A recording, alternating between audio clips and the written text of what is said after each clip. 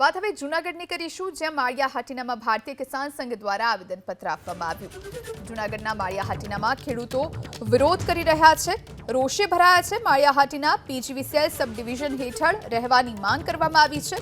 વડિયા, નવા વાંદરવડ, ઈટાળી, જૂના વાંદરવડ ગામના ખેડૂતોમાં આક્રોશ જોવા મળી રહ્યો છે। જૂનાગઢના માળિયા હાટીનામાં ખેડૂતો એકઠા થયા અને વિરોધ પ્રદર્શન કર્યું છે। ભારતીય કિસાન સંઘની આગેવાનીમાં ખેડૂતોએ વિરોધ પ્રદર્શિત કર્યો। આવેદનપત્ર આપવામાં આવ્યું। માળિયા હાટીના પીજીવીસીએલ સબ ડિવિઝન હેઠળ રહેવાની તેમણે માંગ કરી છે।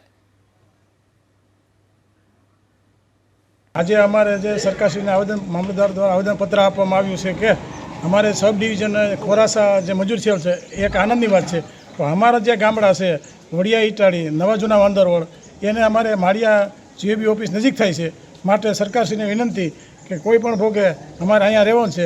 જો સરકારશ્રી આ બાબત ધ્યાન નહીં આપવામાં આવે તો ગાંધી સિંધિયા માર્ગે આંદોલન કરવામાં આવશે।